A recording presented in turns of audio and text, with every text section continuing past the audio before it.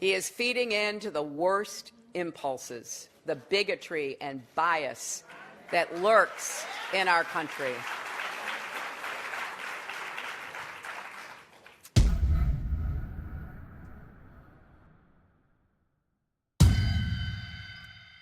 If Barack Obama were a white man, would we be talking about this as a potential real problem for Hillary?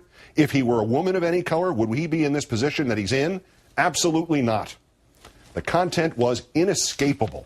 2 minutes earlier, a member of Senator Clinton's Finance Committee, one of her hill raisers, had bemoaned the change in allegiance by Superdelegate John Lewis from Clinton to Obama, and also the endorsement of Obama by Senator Dodd. I look at these guys doing it, she had said, and I have to tell you, it's the guys sticking together. A minute after the color remark, she was describing herself as having been chosen for the 1984 Democratic ticket purely as a woman politician, purely to make history. She was, in turn, making a blind accusation of sexism and dismissing Senator Obama's candidacy as nothing more than some equal opportunity stunt. The next day, she repeated her comments, and a reporter from the newspaper in Torrance, California, heard them.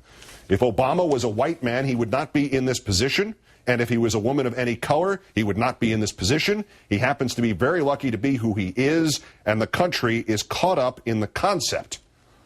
And when this despicable statement, ugly in its overtones, laughable in its weak grip of the facts, and moronic in the historical context, when it floats outward from the Clinton campaign like a poison cloud, what do the advisors have their candidate do? Do they have Senator Clinton herself compare the remark to Al Campanis talking on Nightline on Jackie Robinson Day about how blacks lack the necessities to become baseball executives, while she points out that Barack Obama has not gotten his 1,600 delegates as part of some kind of affirmative action plan?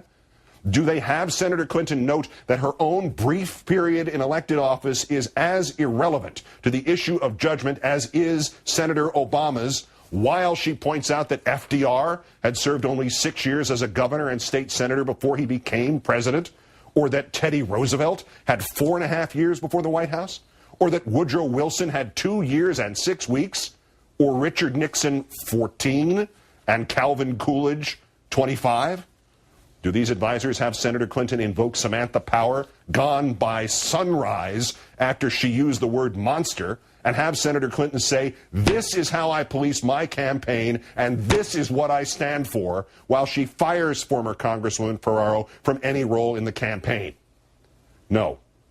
Somebody tells her that simply disagreeing with, then rejecting the remarks is sufficient, and she should then call regrettable words that should make any Democrat wretch, and that she should then try to twist them, first into some pox on both your houses plea to stick to the issues, and then to let her campaign manager try to bend them beyond all recognition into Senator Obama's fault. And thus these advisors give Congresswoman Ferraro nearly a week in which to send Senator Clinton's campaign back into the vocabulary of David Duke. Anytime anybody does anything that in any way pulls this campaign down and says, let's address reality and the problems we're facing in this world, you're accused of being racist, so you have to shut up. Racism works in two different directions. I really think they're attacking me because I'm white. How's that? To Senator Clinton's supporters, to her admirers, to her friends for whom she is first choice, and to her friends for whom she is second choice, she is still letting herself be perceived as standing next to and standing by racial divisiveness and blindness. And worst yet, after what President Clinton said during the South Carolina primary, comparing the Obama and Jesse Jackson campaigns, a disturbing but only borderline remark. After what some in the black community have perceived as a racial undertone to the 3 a.m. ad, a disturbing but only borderline interpretation. And after the moment's hesitation in her own answer on 60 Minutes about Obama's religion, a disturbing but only borderline vagueness. After those precedents, there are those who see a pattern, false or true. They see it. After those precedents, there are those who see an intent, false or true. They see it. After those precedents, there are those who see the Clinton campaign's anything but benign neglect of the Ferraro catastrophe, falsely or truly, as a desire to hear the kind of casual prejudice which still haunts the society voiced, and to not distance the campaign from it. To not distance you from it, Senator. To not distance you from that which you as a woman and Senator Obama as an African American should both know and feel with the deepest of personal pain, which you should both fight with all you have, which you should both ensure has no place in this contest, ever.